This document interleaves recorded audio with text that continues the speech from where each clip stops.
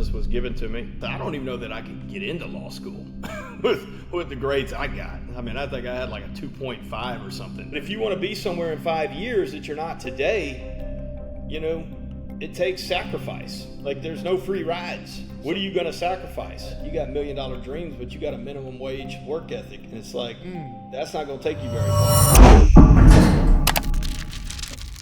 Yo, welcome to the Loudr Lawyer Podcast. We got a very special guest, Mike Slocumb. How's hailing right now from Alabama, right? Yeah, I'm in Alabama right now. Just got back from Miami. Oh, nice. Long weekend down there. Mike, you've taken over the South, man. Like, when you think about personal injury in the South, you think Mike Slocumb. You have some of the most creative ads, some of the most creative commercial spots. And what's really cool is, like, you're not like the other attorneys. Like, you're real down to earth. Like, you really feel like a hometown attorney. Yeah, appreciate that. That's, that's what it's all about. It's a firm that we grew from literally just me doing everything. And, I think when you come from nothing and you build something up, you've done everything that there is to do in the firm. It's kind of hard to not be any other way. And nothing in this firm, nothing in this business was given to me. I remember starting out, man, I would go out middle of the night, phone would ring, go sign a client, go meet with somebody. The same things that it took to be successful, 25 years ago is the same thing it takes to be successful today. You gotta really appreciate that hustle, man. I mean, speaking of like starting from the bottom, literally playing every part of the law firm, going out in the middle of the night to close a client, like, tell us about like your beginnings. Like, how did you get started? Like, how did you grow up and even like decide to become an attorney, let alone a personal injury attorney? Yeah, I grew up in Texas. Kind of always had an idea that I'd go to law school. When I was a younger kid, somebody had told me, I like to argue. And so somebody told me you should go to law school. And so I ended up going to undergrad at Auburn University, got to Auburn, and I wasn't a great student. I wasn't a great student in high school. I was probably even a worse student in college. And I was like, well, I'm not going to go to law school. It's too much. It's too much school. And so I met a man that was a lawyer in Atlanta. He kind of took me under his wing, mentored me a little bit. And he said, hey, what's another 3 years? And this was like, I was coming up on my last year at Auburn. He said, what's another 3 years? He said, in 3 years, you're going to be 3 years older. He said, you're either going to be a lawyer or you're not. And so I said, I don't even know that I could get into law school with the grades I got. I mean, I think I had like a 2.5 or something. And so he said, well, just apply. So I applied to 3 schools, and actually 4 schools. And I got into 3 of them, surprisingly. And so then I went and got out, moved to Selma, Alabama, which worked for a firm down there, which is a small firm, small town. Selma's a really small town. And I worked there for about 10 months. They were feeding me some personal injury cases, even though that wasn't what that firm did. And I kind of enjoyed it. I thought I was good at it. Found a guy that was looking for someone. So went and interviewed with him and left, and then worked for him for about 10 months. He taught me a whole lot about just the personal injury world and, a little bit about how to do things. And he said, hey, he said, I need someone doing my stuff. You need to be running your own show. And I said, I appreciate that. I kind of been feeling the same way. And so March 105, $2,400 in my pocket, started out, and that was it. Man, that's crazy. So tell us more about that. So you had $2,400 in your pocket, and you're starting your own firm. How did you manage, I guess, the costs of running a firm initially, like on your own, like the costs of like managing the cases, all those things, waiting however many months for the settlement to come? Like, how were you able to stick that out? Yeah, so that's a great question. So $2,400, actually, I was so broke, I was like, don't take anything out of, like, I don't need any payroll taxes. Like, I need every dollar of that last paycheck, man, because I don't know how much I got left. And so he was very kind, and he said, look, any cases that you brought in while you were with me, why don't you take those, and then you can pay me a percentage back. I never thought about doing that. I thought I'm just going to go out here and, who knows what's going to happen. But he was very, very gracious. A lot of people would just take their cases and not think anything about it. I never thought that was, that was never anything I even considered. If I worked for somebody, those are his cases, period, whether I brought them in or not. But he said, hey, why don't you take them? I took them. Some of them were, set up, for early success. And so within the first few weeks, I popped a few of them, and that gave me a little bit of seed money. And so, what happened was, this was in March of '05. So you're talking, man, Yellow Pages were like the big deal for advertisers. Everybody was in Yellow Pages. And I missed that deadline, I learned, by about like 4 weeks. So, and so I'm like, what am I going to do? And I had some ladies, they sold cable advertising across the street from the office. I was renting an office from some guys I went to law school with. And the only reason I rented from them, one, they had a cheap office, but they also had a copy machine that they said, hey, we'll let you use the copy machine, the fax machine. All you got to do is just pay us, I think it was like $300 for the office. I had the computer, so I was like, man, if I fail this, at least I'm not going to lose a lot. Yeah. And so they had everything. They had an assistant. She kind of helped me out a little bit. And but anyway, one day these girls come over trying to sell some cable advertising. They're like, oh, Mike, you got to do that. So I said, all right, y'all come back the next day. And they come back. I had no idea how any advertising worked. And I just started just making stuff up on the spot in front of a camera. It was probably some of the worst stuff you've ever seen. I should get a hold of it. I love those like OG video, like those OG advertisements when you're just trying to figure it all out, and they're like so cringe. But like once time passes, I love going back and like looking through the archives. Yeah, we put that stuff on, man. I didn't get a single call. I mean, I didn't get nothing. I didn't get like anything like, hey, I got a roach in my French fries or nothing. And I was like, man, I suck. And so I remember, I didn't have a whole lot going on back then. I mean, I'd missed Yellow Pages, so it's not like I had, there was no real Google advertising back then. There was nobody doing, any kind of, meta. I don't even know if meta existed back then. And so there was none of this. And so I'm just sitting around kind of just, really with nothing to do. And I'm reading a magazine one day and it's like, hey, have William Shatner do your ads. And so I'm like, man, okay, if I suck, Shatner definitely doesn't suck. Yeah. Let's call these guys. I call them up and I was like, how much does this cost? They told me what it cost. I was like, well, I'll call you back like never, because I didn't have that kind of money. And about literally 3 weeks later, settled a case that today I wouldn't even take the case today, much less if I did take it. I don't even know that they'd ever pay on it, but they paid what for me at the time was a big settlement. And I took all that money, called these guys back. I was like, remember me? They're like, yeah. I said, all right, send us a check. So I sent them a check. That was in June of '05. And they said, I was calling them like every day after that, because I'm like, man, I got to get cases coming in. I was like, when are we filming? Or when's he filming? They said, oh, that's not till August. I'm like, oh my God. August. Yeah, so then he films in August, and I'm calling him every day after that. I'm like, hey, when are we putting this thing on the air? And they're like, oh, well, we got to edit the thing first. It's not going to be ready till like October. I'm like, guys, this is killing me, man. Like, by the time this is done, I could be on the Yellow Pages. Right, exactly. So it goes on October. I think it was October 17, '05 was the first day we aired in Montgomery, Alabama. And it was Shatner? Yeah, it was William Shatner. Do you remember the ad? Like, what did he say? It was like, hurt in a car wreck, call the Mike Slocumb law firm right now. It's really basic. It's just him in front of a bookcase. I'm sure it's out there probably somewhere on YouTube or something. But real basic ad, but, it was well produced. And it was, the response to it was unbelievable. And it, again, I answered all the calls. So these people are calling into this firm probably thinking that the firm is bigger than what it was. Yeah. And I'm answering the calls. And I remember I was out at my wife's, I think it was her grandfather's funeral. It was a graveside funeral. I get a call because I forwarded when I was out of the office, I'd forward the calls to the cell phone. I answered this call. This lady said, hey, do you come to people's houses? I was like, where do you live? And this was before Google Maps, but I go into she told me where she lived. I said, I think that's right around the corner from here. So I remember we settled that case for $140,000. So that helped. Was that the turning point, you think? Like, that was the one that settled where you're like, okay, like this could be something big? I knew before that. I could go back to March of '05, and the guy that I worked with, he would refer cases to me if it didn't meet what he did. So he would refer workers' comp cases.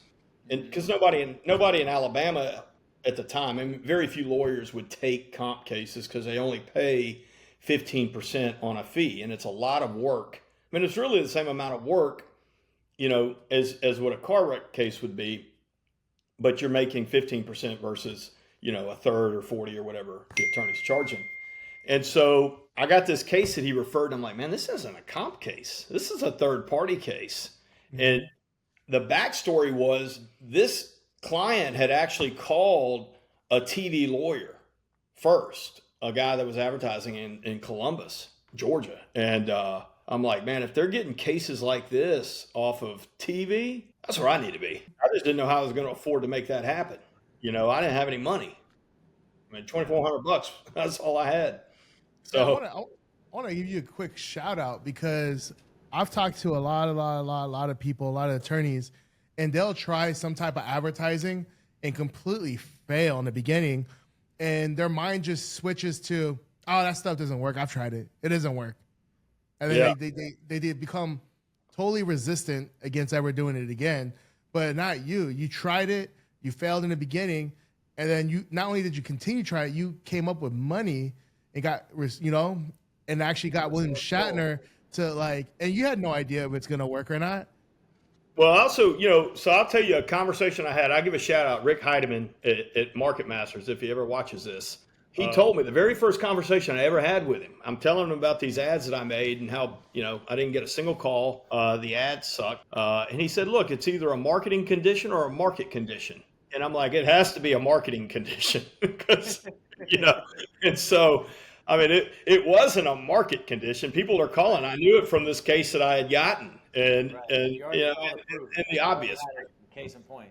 Yeah. And so, I mean, it's either your marketing sucks or the market is just not right. And I don't believe that it's usually not the market. It's usually the marketing.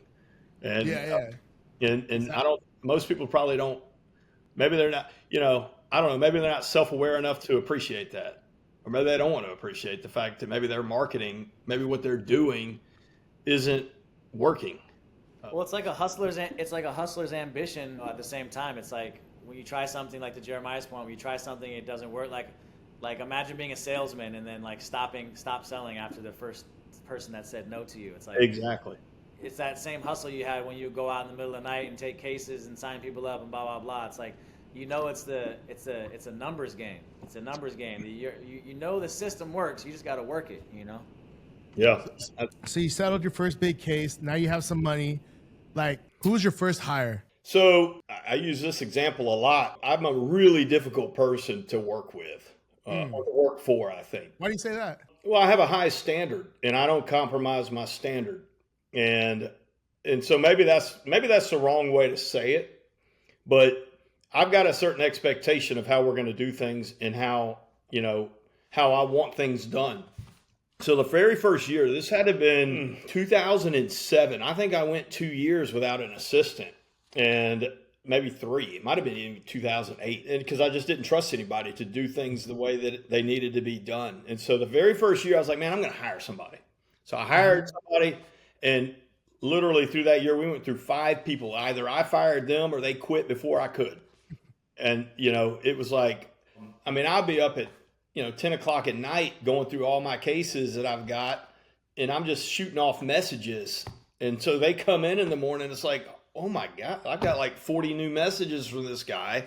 Mm-hmm. I can't handle this. And finally, the person that worked out was a girl that was really good friends with my wife. And, I realized when I hired the right person, I didn't have to send messages. Yes. Because it was already getting done. Yes. And I'm going through cases at night, and those 10 o'clock messages that I would be sending, I'm not having to send them because Laura was getting them done. And it's like, Laura Blackwell, if you're out there you go. It's like, I mean, she was an all-star.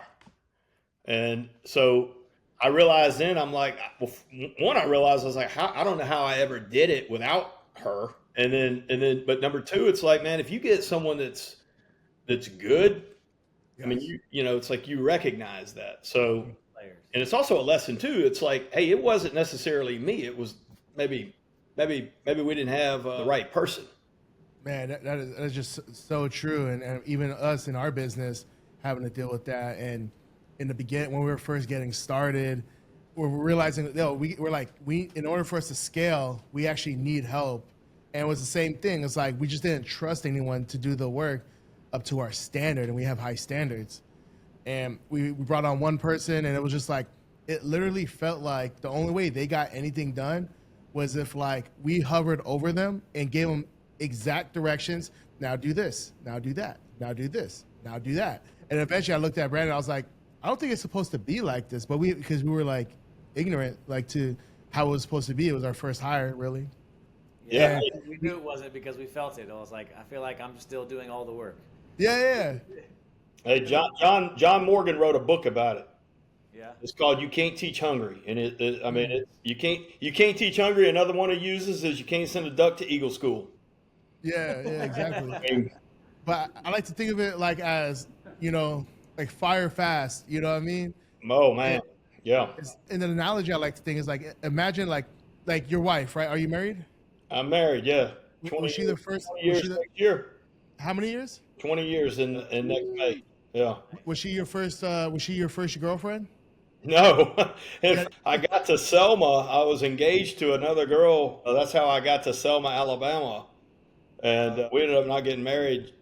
She was from Selma, and my wife, who I started dating when I was in Selma, was from Montgomery, Alabama, and she wasn't ever going to move to Selma, and so yeah. But no, she was. I didn't get married till I was 29. So you waited, but imagine if you would have got married like to the first girl you ever dated. You probably looking at your wife, you're like, man, I would have made a big mistake because I got the perfect wife now. At least on camera, we're gonna say that.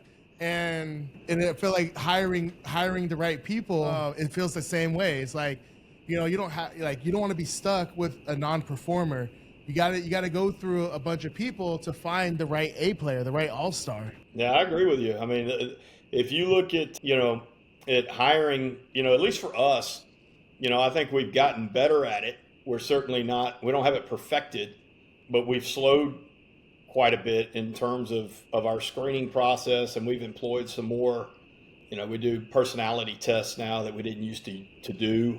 Yeah, I mean, because otherwise it's like, hey, you're just going off your gut, and I think my gut's right a lot of times, but it's not right nearly as much as what if you start looking at like what's like real data, because what's their real personality and what motivates them, and you can't always get that straight out of an interview.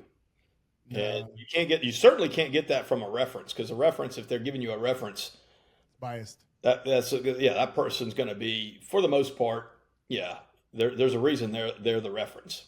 Man, we used to hire people. If they showed up to the interview and they wanted to work with us, I was like, cool. You showed up, you hired.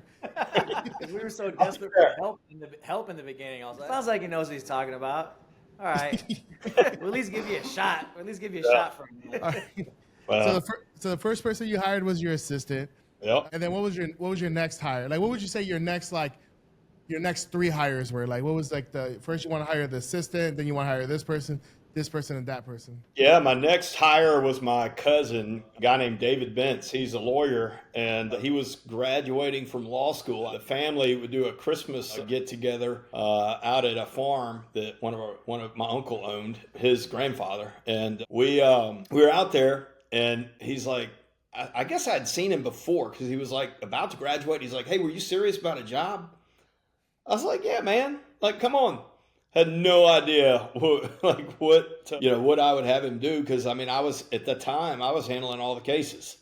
But he graduates and he came on, and I mean, this firm wouldn't be anywhere. He's no longer with us. He ended up leaving and started his own firm, but we wouldn't be anywhere like we are today if he hadn't come. I mean, he was a blessing to the firm in ways that I never could have even imagined. I mean, he was a crazy. Because I feel like we never hear from attorneys that their like second hire in the company was another attorney. It's almost like we always hear that they hold on to the reins for like as long as they possibly can before they bring on another attorney. What made you bring somebody on so early? Well, if he hadn't been my cousin, I wouldn't have. I was just trying to like, he was looking for a job and I was just trying to be, just a good family member. You know what I mean? Like I just wanted to, like he needed a job. I literally had no idea what I was going to have him do because, like I said, I was handling all the cases. But what happened was he came in, and he was probably better at managing cases than I was, and but it freed me up to do a whole lot more, management within the firm and like planning within the firm. I mean, that was in 2008. Well, June 109, if David hadn't been with me, I wouldn't have been able to open the DC office in June of '09. You know, Mm. so it was because of that was able to happen. So when David came on, you basically focused on just acquisition, just bringing in more cases. Well, no, actually, it freed me up. I moved up to DC with my wife and my 6-month-old daughter, who's now about to be 17, crazy enough. But we actually moved up to DC. I start taking in, we're advertising, I'm using Shatner on TV, and all the DC cases go to me, all the Alabama cases and Georgia cases go to David. And that's exactly how we ran it for like 2 years. And so, yeah, it was no different. I mean, starting the DC office, I was doing the same thing, from 2009 to probably 2012, where every night, man, I'd get a call, I'd leave, go sign it up. I mean, I didn't have a call center. It was just like four of us just, Mm. grinding. And so, for about 3 years, 4 years, I was able to do and really help build the DC office, which now produces, between DC and Baltimore produces, quite a bit of revenue for the firm.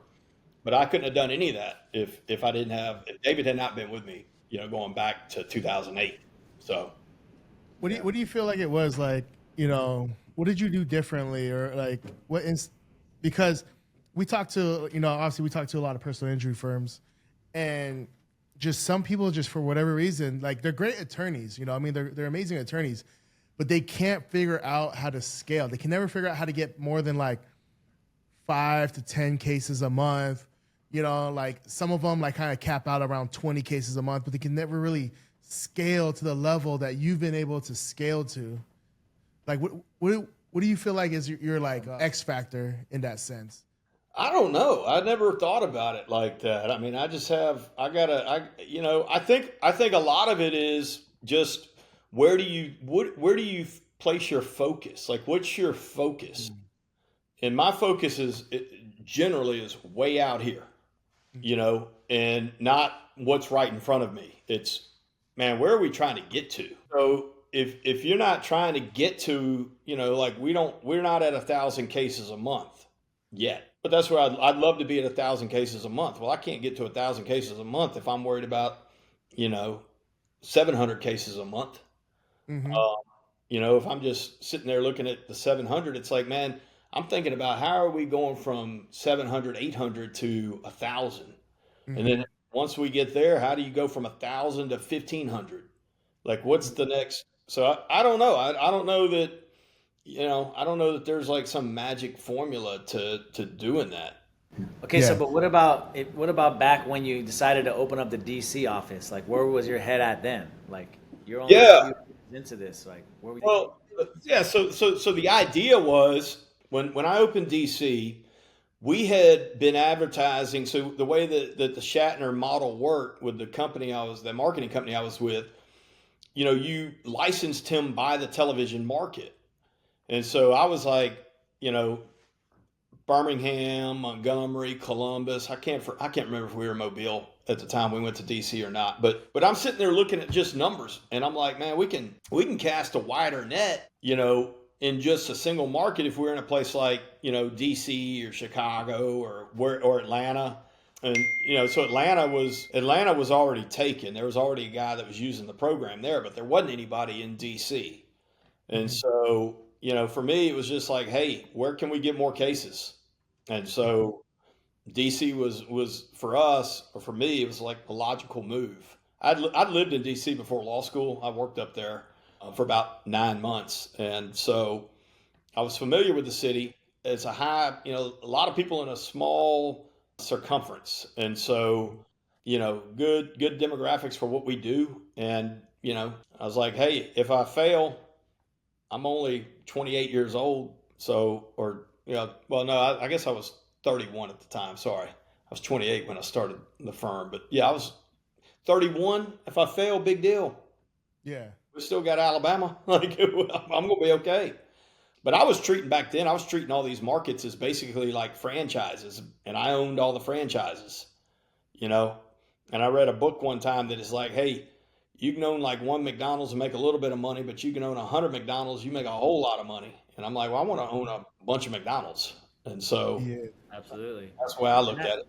And the Shatner ad was kind of like the lead of it all. You're like, hey, well, we put it in this market, it should work, right? And you just kept using that as like your main lead source. Yeah, I mean we went Alabama, then we went to DC, then we went to Baltimore, then we went to Chicago, and just kept running it like that. Yeah. So when did that ad end up fatiguing and like stop working? I wouldn't say it ever stopped working. I mean, I think that the ad always worked. There came a time where I started looking around at like markets that we're in. And right or wrong, I never felt like we were like the dominant firm, in the market. I could be wrong on that. I have no idea. People don't share their numbers with you, but I always felt like the dominant firms in all of these TV markets were people where their face was the firm. And so, I never wanted to do that because I always looked so young, I mean, I think probably younger than what most people would think I am right now. And so I never wanted to be like, once I knew I could have Shatner really do it, I was like, why would you do it any other way? And it worked, it was worked for so long, but I don't know, probably 7 years ago, I really started thinking about, I need to be the real face, and I can do, if I wanted to go nationwide, if I wanted to be in every market in the country, I don't want to be dependent on anybody other than me to make that happen. So that was a big play into it as well. Is that when you came up with the famous deer ad? No, that was 2015. And so that was just Alabama. And the deer ad, that was I was in the shower when I came up with that ad idea. I wrote that one morning. I'm in the shower, and it just like this idea came into my head, and the idea was originally I'm just going to be sitting in an office, and my office is going to transform into like a deer stand. If y'all are in California, you probably don't hunt, but I lived on a farm in Texas. Oh, okay. All right. So we hunt. And so I'm like, man, if I could make it to where I'm in an office, and the office somehow through some kind of camera work morphs into a deer hunting stand, and then I shoot a deer.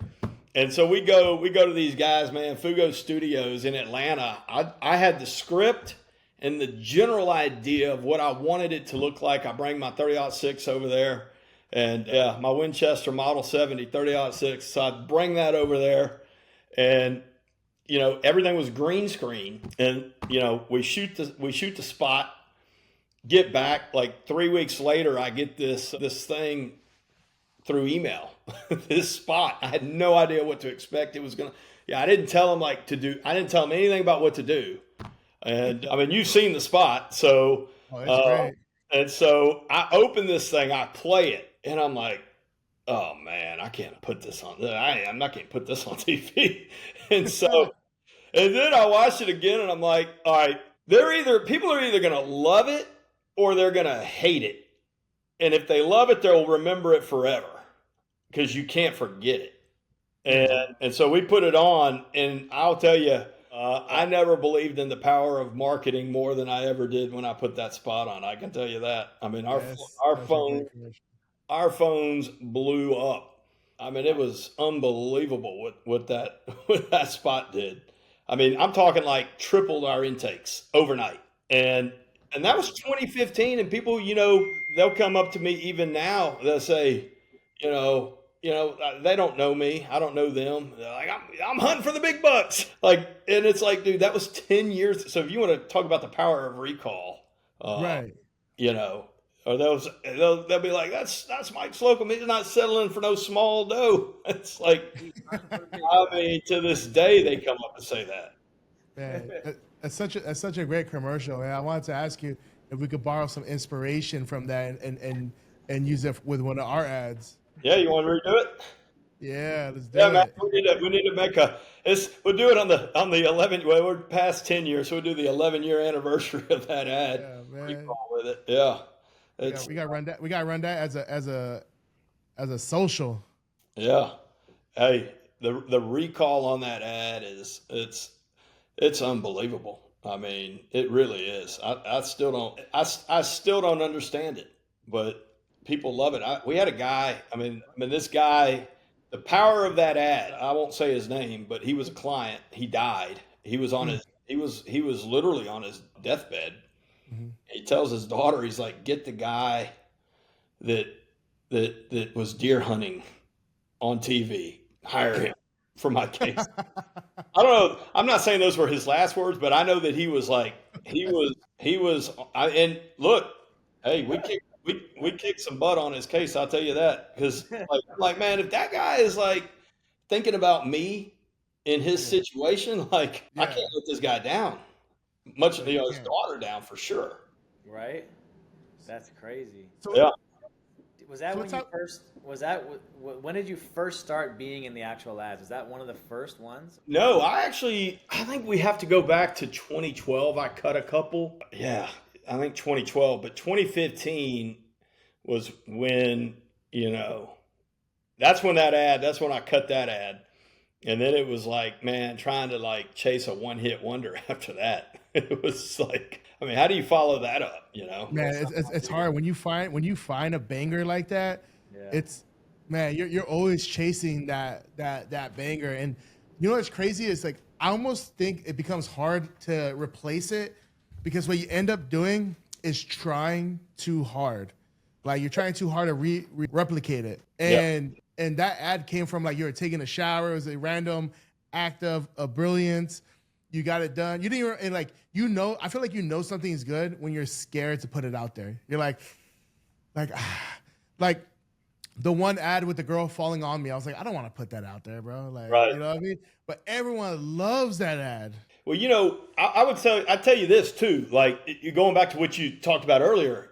If I don't take myself very serious. I mean, I'm very serious about the business, but I don't take myself that seriously. And if I did, my kids would just, they'd be the first to bring me back down. Right. So like, I don't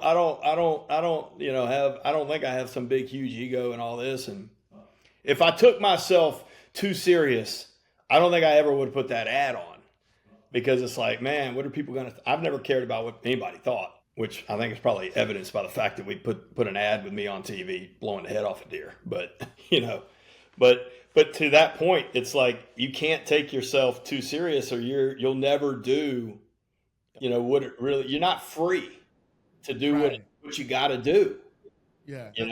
And I think a lot of lawyers, especially, I mean, in our space, everybody, Oh, yeah. Mr. Serious and all this, like, shut up, And that's, dude. and, that- and that's why they don't do good, right? Is because like they're making ads to make themselves feel better. They're Right. making ads to make themselves look good. They're not making ads for the people. They're making ads for themselves. Yeah. I'm so great and I'm so serious. And it's crazy. Like we can show them the data. They're like, no, people want a serious lawyers. The people with the big cases want people to serious lawyers. I'm like, well, we actually have like a shit ton of data that proves that's not true. So I don't know where you're getting that. People want a lawyer that they like to. Yeah. The guy on his deathbed proved that. I mean, it's like he wanted you because there was a sense of relatability and trust that you built, because like that's like that guy is like me. I'm out there, I'm hunting, I don't care what people think. This is how I feel. It's just like he saw that there was transparency in it, and it's like when you're too uppity and you create kind of this wall of separation that I'm up here and you're down here. But when you're truly yourself, that's when you're on the same level of people, and that's when they relate to you the most. I could go on and on about that. And it's like, people forget, like, we work for them. They don't work for us. So if you're going to work for somebody, you can't be better than them. You can't be, and you can't talk down to them. Like you work for them. They pay you. Like, Yeah. you know what I mean? So many lawyers have that backwards, and they treat the client like the client works for them, and it's like, dude, you're nobody without that client that you're complaining about. Yeah, 100%. Like, I'm kind of curious, like when you finally started bringing in the money, right? And you're a pretty humble guy, but I'm sure like there's some like extravagant toys you might have bought. Like, what was some like things you spent your money on? Like, what was like some extravagant things you might have bought in, or like some like things you always wanted as a kid and you just like started buying it? I'll tell you two funny things. So I bought probably the first thing I bought was Jacob & Co. Y'all know who Jacob the jeweler is? Watch? Yeah. Yeah. So I love watches. And so I bought a watch by Jacob the jeweler. Yeah. In New York. That was an extravagant purchase. Oh, yeah. And so that was probably the first big one. And then I bought a Bentley. Bentley Continental GTC He Speed. just looked at the rap videos. He was like, "What That's is the one with is that the one with the W12? It's got it's got the W12, and they actually don't make that anymore. I think last year was the last year they made it. And but I had a W12. What's your most recent watch purchase? It was actually another Jacob watch. Yeah, so it's I don't have that quick access to it. Actually, it's down in Fort Lauderdale right now. That watch is, but yeah. So I like watches though. I like watches, cars, and those are my two big. Nice. We just got our first pair of Rolexes, Jeremiah and I. Would y'all get the Batman? We got the day date? Yeah. Oh, yeah. Day. I got the Wimbledon. Oh yeah, I know that. And I got the mint. Oh, the mint. Yeah. Yeah. And they're both, they're fluted bezel with the Jubilee. Yeah. Yeah, I like the Jubilee on it. It feels classier. One of our clients got it from us. Like after he popped his third 7-figure settlement, he got us some Rolexes. Nice. Oh, he got those for you. Yeah. Well, good. I'm waiting on those 7-figure cases. Yeah. They're coming. Yeah, man. I can't wait. Yeah, for sure. Yeah, man. So out of curiosity, like for some of the attorneys, like what would be your advice for some of these attorneys? Maybe they're just starting off, or like they just feel like they can't figure it out. They're trying to get to like your level, or even like 100 cases a month. You know what I mean? They're trying to get to 100 cases a month. What type of advice would you give these struggling newer guys? Yeah, I think you've got to keep your goals in steps, and they've got to be attainable. And I wouldn't think in terms of going from 20 cases to 100. I would think, how are we going to get from 20 to maybe 30? Because if you're going 20 to 100, you've just done 5 times the number of cases that you're used to doing. And so, how do we go from 20 to 30? And then we're getting 30 consistently. How do we go from 30 to 50? Okay, now we're going to go 50 to 75. How do we go from 75 now to 100? Now we go 100 to 150. 150, 200, 200. Now we're going to go from 200 to 300. And so you start kind of managing your growth. I mean, that's the other, you can't go from the guy that's got 20 cases a month right now. He's not in a position to handle 100 cases a month. Right. He doesn't have the systems yet. You don't have the infrastructure. And if you do have the infrastructure for 100 cases a month, but you're only getting 20, then your payroll is probably way out of proportion to what your revenue is. And so I would say focus on going from 20 to 30. How do we get another 10 cases? Where can we get another 10 cases a month? Mm-hmm. What do I need to do to make that happen? And a lot of people are not, I mean, at least from my perspective, our firm, we don't have any debt. We have no line of credit. We are our line of credit. If we need money, I'm the bank. So that's it. And a lot of people, especially when you're at that 20 case per month mark, you don't want to sacrifice today your income to get to 30. You don't want to sacrifice your income from 30 to 50, from 50 to 75, because you're like, man, I'm making pretty good money. Well, that's cool. Stay where you're at. I mean, But if you want to be somewhere in 5 years that you're not today, it takes sacrifice. Like there's no free rides. What are you going to sacrifice? Unless you got a bank out there, a line of credit that you want to gamble on. I never wanted to rely on anything other than myself. And probably maybe I grew slower than everybody else. I don't know. But I also sleep pretty well at night. And I also, if things go south tomorrow, I don't know anybody anything. Yeah. Right. So what's your kind of based on that, what's your kind of your philosophy? You've heard of the whole like pay yourself first philosophy, right?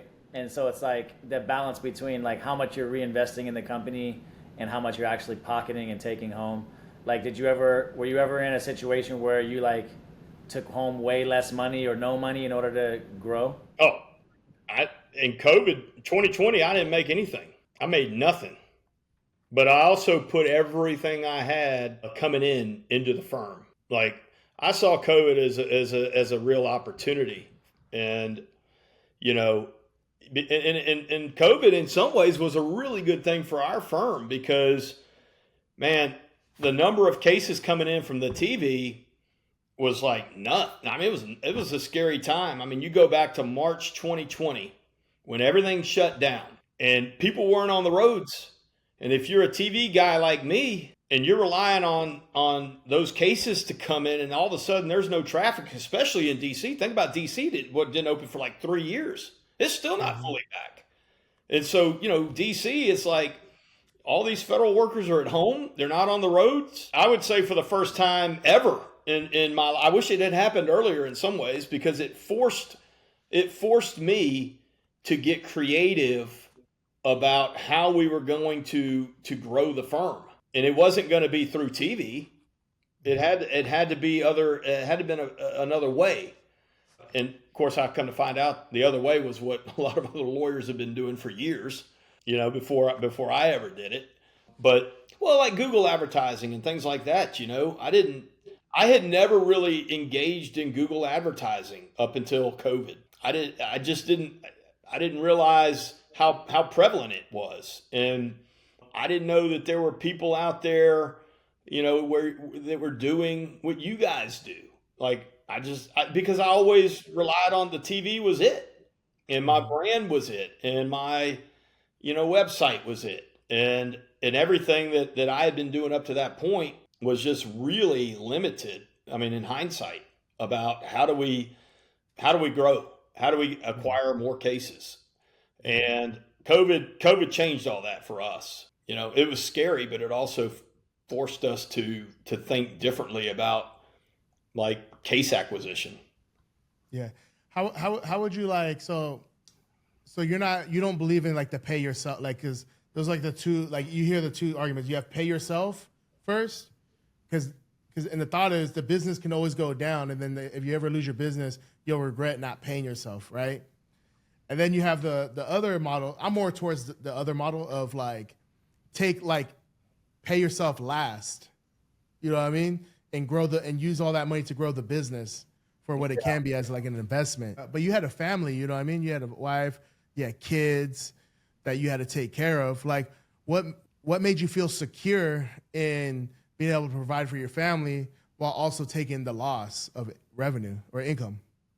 Yeah. So that's a great question. I mean, I would say this, it's always for me been a balance of, I mean, maybe not so much now, but early on, particularly, I remember early on, like, hey, I want to have, X number of dollars saved so that if all this fails tomorrow, I can take care of my family.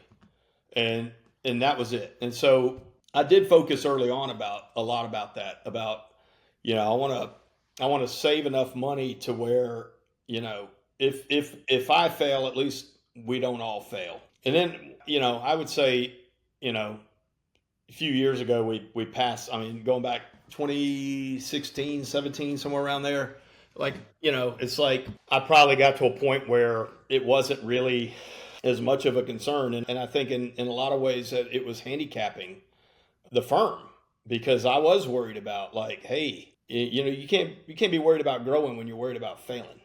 And so, you know, when I look at the health of our firm, the first thing I look at is how many cases do we have coming in. If I got cases coming in at the numbers that I want them to be, then I know that for the most part, that's going to take care of itself. If I don't have cases coming in, then nothing else matters.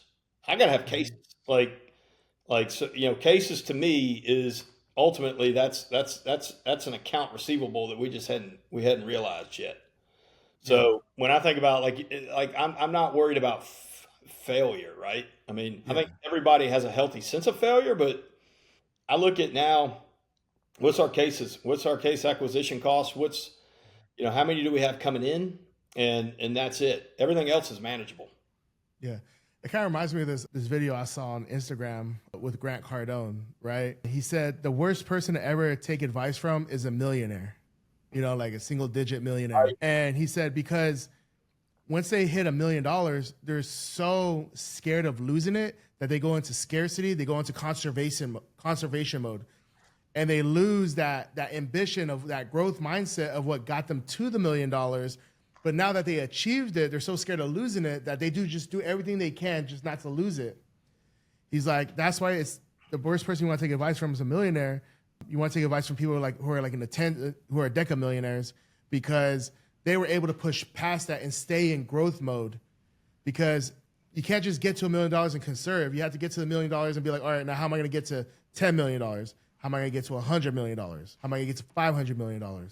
And what you said reminded me of that. Like, you can't be growing when you're worried about failing. Well, I think some of it's how you're wired too. I mean, I think that if I had $100,000 in the bank, or if I had $100 million in the bank, and I think people that work with me would probably tell you this, I think I'm the same dude. I got the same grind. I got the same hustle. Because I don't know any other way. I mean, really, I don't know I'm not going to be sitting on an island somewhere just, drinking a cocktail one day. At least maybe in 20 years, but I'm not my mentality. I don't think it would be any different if I had, you give me $1 billion, you give me $100,000. I think I will come to work the same way. I'll still be asking why we only sign, 5 out of 7 cases and not 7 out of 7. It's I'm not comparing myself to Nick Saban, but look at Nick Saban. That guy had the same grind every day. And I think he'd have had the same grind whether he was making whatever they were paying him at Alabama or if they weren't paying him anything. Because that's just how he's wired. And I think certain people are wired a certain way. That it's you're going to get the same thing regardless. You're going to get the same hustle no matter what, So I try to be fair. If we handle a case, I still handle cases in the firm, mostly multi 7-figure cases. And if we have people work on them, we tell everybody straight up, hey, because our guys are working on a percentage of what we generate.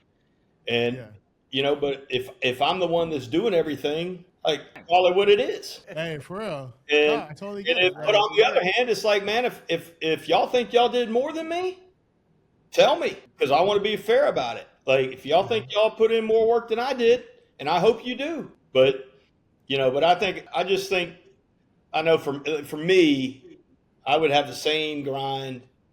Doesn't matter. The money is, I like to make money. No question about that. But money doesn't motivate me. Money, early on, I would say money was a security factor for me more than it was a motivating factor. Yeah. I wanted to conquer the space. I mean, the reason I opened in DC was they had more cases up there, and I wanted to see if I could compete with what I consider to be the big guys in the industry. Could I do it? Can I compete with these guys? I'm a competitive person. I think most people in that are at the size of our firm or bigger, and even there's guys that aren't as big as we are right now that are probably the same way, and they'll be as big as we are, or maybe even bigger one day. But they're just competitive people. You know what I mean? Want to win. I don't know if you feel the same way, because we've reached sort of you think there's a bunch of players in the game, but then when you reach a certain level, you realize it's just you and 7 other guys. And I don't know how you like. We're like friends with our competitors, but it's still a competition. Yeah, I would say I've got friends that are in the space. I mean, friends in DC. I mean, and I've never worried about a competitor in terms of like, I want to beat them. I want to get cases, but I think I'm practical enough to know that there's no silver bullet ad. There's no ad out there that's just gonna kill the market and give you all the cases. Right. Right. Like, you know what I mean? Like it's Right. like that ad doesn't exist. And so, I'm trying. I'm trying every day to find it. I think you should. I think you should. I think the buck ad is a theme that you can create sequels, and you know what I'm saying, like. Yeah, I don't know how that play in DC. Okay, so Yeah, you're in. So is it accurate that you're in 11 states? I'd have to count them. Yeah, I mean Alabama, Florida, Georgia, DC, Virginia. Why not New York? What's that? Why not New York? Just hadn't made it there yet. Just hadn't made it. What's your ultimate goal for the firm after accomplishing so much?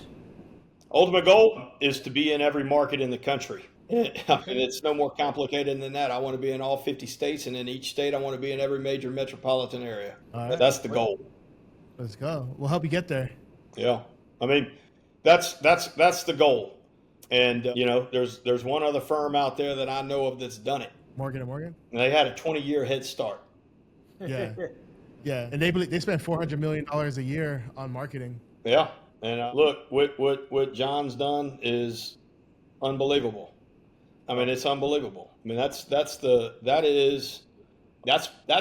inspiration for a guy like me. Mm-hmm. He's in markets we compete in, and and John was really good to me. 14 years ago, I went down to meet with him. I had some issues going on in my DC office, and I can't say enough good things about him. Just really, really good man. But he wants to beat me in DC. I want to just more as much as I want to beat him. Believe me. But that doesn't mean that he's not a good person. That doesn't mean I'm not a good person. I mean, we're good people. Yeah.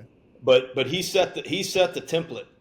He's everywhere, and that's he's like I said, he's got a 20-year head start on me. Man, he has a 20-year head start, and one thing I noticed because I was listening to one of his radio spots recently, and I just remember thinking to myself, it's like he has so much money to market. So you get to a certain level of like when you're in growth mode, you need like direct response style marketing. How does this directly tie into a case, right? He's so ahead. He has money to frame how people should be thinking. So he has money to make ads that don't necessarily convert you, but they start brainwashing you. So when he launches the next ad, he's already framed your thought process to use his firm, and it's chess. But you have to have money to play that game. Yeah. You want me to say something good about him? No, I'm just kidding. No. No, look, I mean, my competitor. John is look, I mean, they're a behemoth. There's no getting around that. But Mike is being competitive right now. Hey, Mike is about to go right out like 5 ads right now. No, I tell you this. I mean, I ain't scared about it. You don't You know what I mean? Like I ain't sleeping at night. I ain't getting up at night worried about what they're doing. I'm cognizant of it. I mean, I'm focused on me. I'm focused on us, on our firm, where we want to go, and what we got to do to get there. But yeah, I mean, look, they've got a war chest. There's no doubt about that. But you know, it's something that you have. Yeah. You like 20 years. So he's for the people, but you feel like you're with the people. You feel like one of us. Yeah. Hey, I'll say this. John is if you learn his story, he's one of the people. Yeah. He's one of the people. I mean, he came from a broken. You can read his book and listen to his stories, but I mean, he's out the mud, as they would say. I mean, he really is. What I got is 20 years, and think about where they were. I'm 48. Where was he when he was 48? And You'll be I'm there. not saying that like my goal is to, I'm not Tiger Woods trying to pass Jack Nicklaus here, but Yeah. like, you know what I'm saying? But like, Your time is coming. You'll have your time. yeah, I mean, he set the template. If I could ever get to that, to where he is, like in terms of just not anything other than like the scale of his firm, that's the goal. He's It at has to 2 billion. if you're He's at competitive. 2 billion for last year. Let's get you to 1 billion. Yeah, I mean, if you're competitive and you want to, and you want to be the top, there can only be one guy on top. I mean, that's it. Yeah. And he's on top. There's no question. You know what, man? That's why I love America, man. America is one of the only countries in the world where you could be born in the mud, born with nothing, Yep. and just become a billionaire. Yeah. I mean, hey, how hard are you willing to work? How much risk are you willing to take? Yeah. I think a little bit of luck has to happen for everybody, but a lot of luck is dependent on how hard you're willing to work. And there's a lot of people that got, this is not anything unique to me, but it's like you got $1 million dreams, but you got a minimum wage work ethic, and it's like that's not going to take you very far. Everybody wants it, but nobody really wants to do what it takes to get it. How bad do you want it? Like, are you willing to like give up? There's like this like, I don't want to tell the whole story, but essentially, like, you have to want success as much as you want to breathe. Yep. Like, if you were to be drowned, when you're being drowned, all you want to do is be able to breathe. And when you want success as much as you want to be able to breathe, then that's when you'll achieve success. You'll do whatever it takes. I'm with you on that. I mean, there's so many people that talk about what they want and they talk about why they can't do it. And it's just like, dude, go do it. Just do it. Talking. Like, And that's why all the most successful businessmen in the world, they always talk about I've already done every single role in this business, right? I've already done the lowest position all the way every position in between, and it's because a lot of people with these $1 million ideas, they want to enter in at the CEO level. That's what I see. yeah. And and they don't want to do all the grind work that comes along with it. And in order for you to enter in at the CEO level, you either have to have a whole bunch of money in order to just pay everyone to help you do all the things, or you have to have enough passion and persuasion to get people to help you for free. And it's like, but that's just so few and far between. And so it's like, just like Jeremiah and I, we've done every single role in our business, and just like you did as well. It's like, Yeah, I don't know any other way to do it. I mean, and still today I would do, there's nothing in this firm that could come into this firm that I wouldn't be willing. That's why, like if I see, we hire a guy or girl and it's like, it's like clients in the hospital. And I'm like, why are you sending me, why are you not texting me on your way to the hospital to meet with that client? It's like, oh, I'm going to go tomorrow. Well, you know what? Tomorrow they signed with our competitor. right. Like we don't have until tomorrow. Like we may not have until next hour.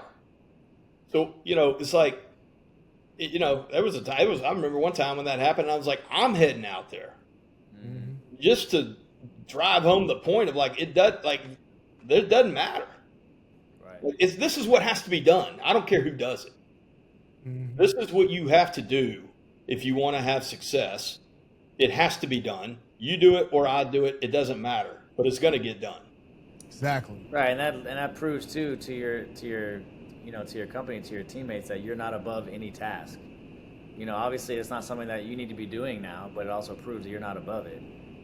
Yeah, it's probably not a wise use of my time. Right, exactly. At the same time, whatever's got to be done has got to be done. Exactly. Period. Like, it doesn't matter. How do you feel? We got to jump in a second, but like, how do you feel about lawmakers changing the rules of how PI attorneys are getting paid from insurance companies? They're trying to cap them. They're adding all these new rules and legislations, trying to make it harder and harder for you to go after the insurance company, even harder for you to even do certain marketing. They're trying to make that even harder. Yeah, I mean, if anybody's confused about, what an insurance company's interest is, and really I would say corporate America, what their interest is in terms of driving trial lawyers out of business, all you need to do is a survey of, look at what they did in Florida. with their tort reform there. Look at what they just did in Georgia.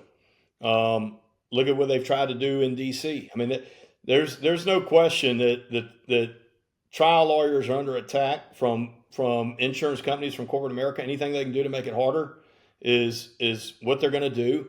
If that's, hey, cap your contingency fee so that you make access to free or not free, but free up front representation. Make it harder for people to be able to hire a lawyer.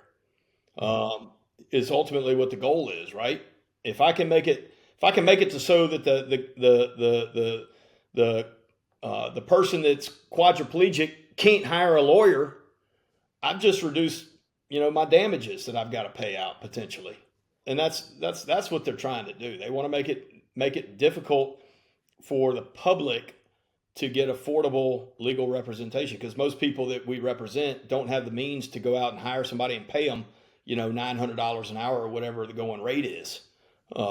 They just can't do it to get a good lawyer. And that's what, the contingency fee is. What do they say? It's the poor man's key to the courthouse.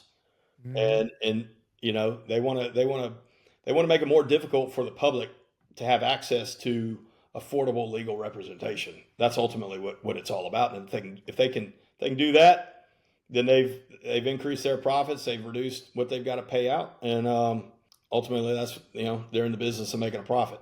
Mm-hmm. Exactly, man. Well, Mike, that was awesome, man. This was a great podcast. Let's do it again. Let's talk more shop. I love talking shop. I could talk shop all day. You wanna shout out the firm? Yeah. Hey, Mike Slocumb Law Firm.